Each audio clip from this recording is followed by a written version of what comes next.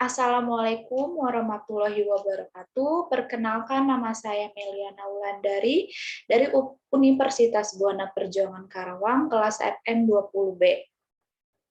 Di sini saya akan mempresentasikan tentang manajemen sebagai suatu sistem dan penggolongan perusahaan dari mata kuliah manajemen farmasi sebagai salah satu penilaian. Untuk mempersingkat waktu, mari kita langsung ke materi saja. Di sini ada sistem. Sistem adalah kumpulan bagian-bagian yang berhubungan dan membentuk kesatuan kompleks dan masing-masing bagian bekerja sama, bebas, dan terkait dalam mencapai kesatuan sasaran dalam situasi yang kompleks. Lalu selanjutnya ada tanda-tanda sistem. Pertama, ada orientasi atas sasaran berupa tingkah laku terarah. 2, kesatuan dan kebersamaan. Ketiga, keterbukaan.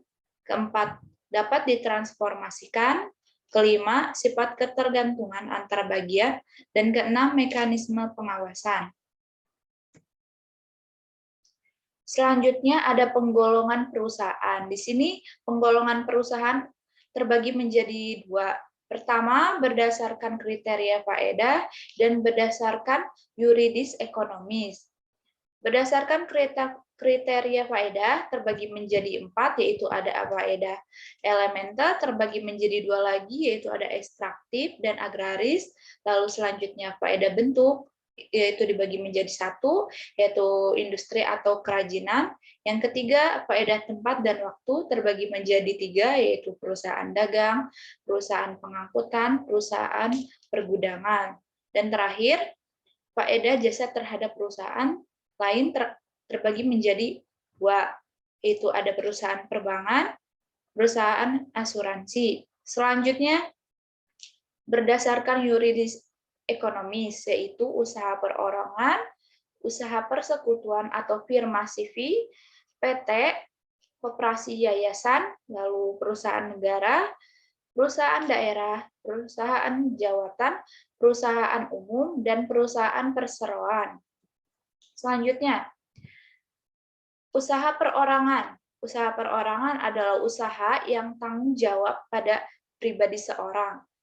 Lalu ada usaha persekutuan adalah kerjasama antara beberapa orang. Lalu firma adalah bentuk khusus usaha persekutuan yang didirikan oleh beberapa orang dengan menggunakan nama bersama. Melakukan usaha bersama, hutang dan laba bersama.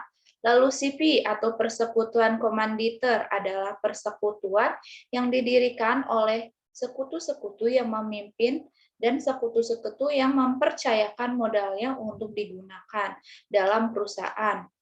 Lalu selanjutnya ada PT atau perseroan terbatas adalah perbadan hukum suatu badan yang mempunyai kekayaan, hak dan kewajiban sendiri, terpisah dari yang mendirikan dan memiliki PT tersebut.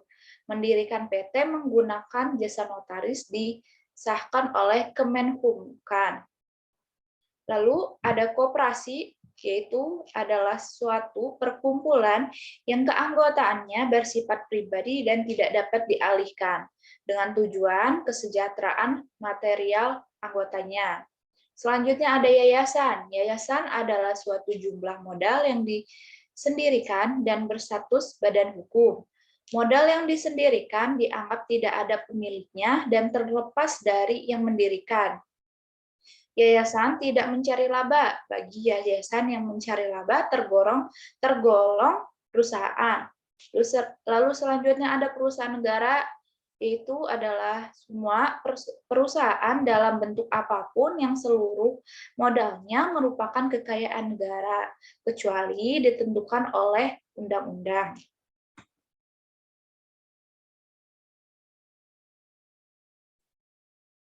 Lalu selanjutnya ada beberapa jenis sekutu. Di sini ada general partner, yaitu bertanggung jawab penuh memegang manajemen perusahaan.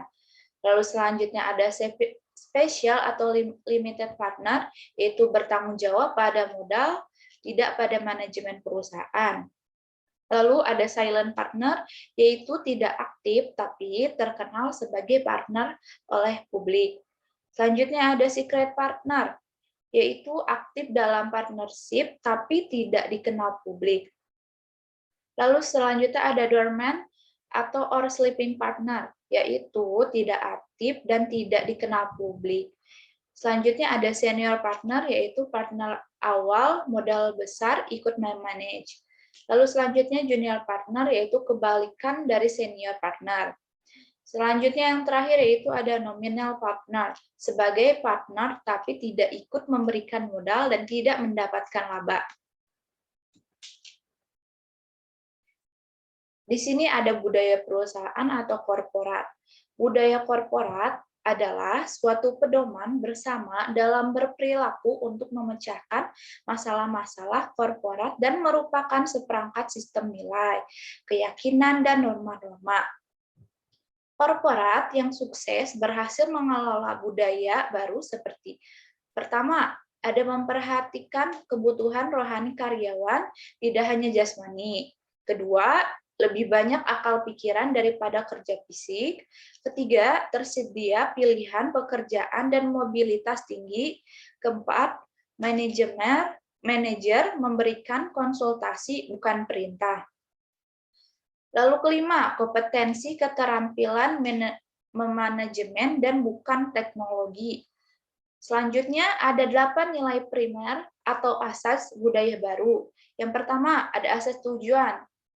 Asas tujuan adalah seberapa besar anggotanya memahami tujuan yang hendak dicapai oleh organisasi atau perusahaan tersebut.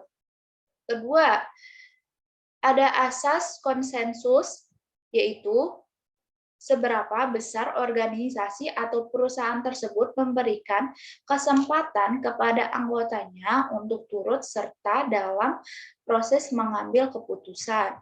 Ketiga, ada asas keunggulan. Asas keunggulan adalah kemampuan perusahaan menumbuhkan sikap untuk menjadi yang terbaik dan berprestasi yang lebih baik dari yang sudah pernah dicapai sebelumnya. Keempat, yaitu asas prestasi, yaitu sikap organisasi atau perusahaan terhadap prestasi yang dicapai oleh anggotanya yang ada dalam organisasi atau perusahaan tersebut. Kelima, ada asas empiris. Asas empiris adalah sejauh mana organisasi mau menggunakan bukti-bukti empiris dalam mengambil keputusan.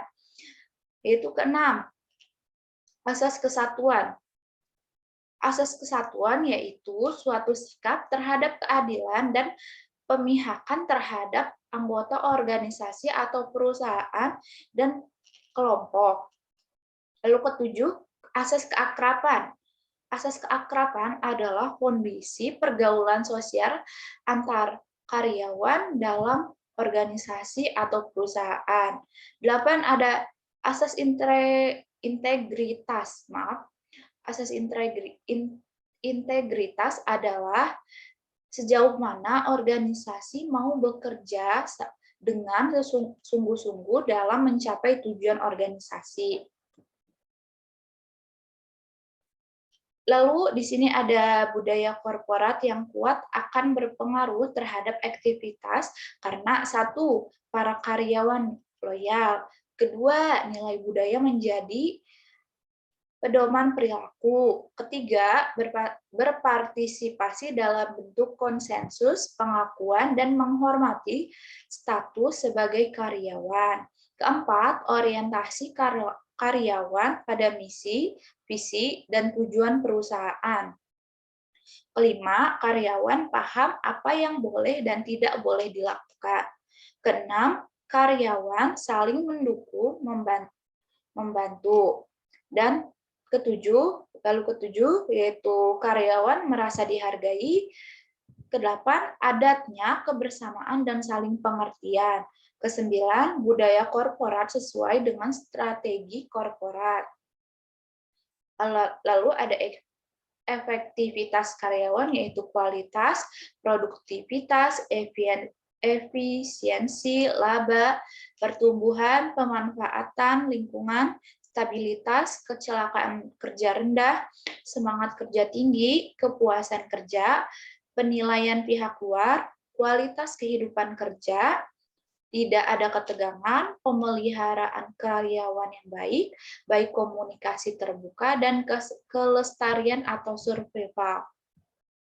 Lalu ada produktivitas dan efisiensi. Pertama, yaitu ada laba meningkat.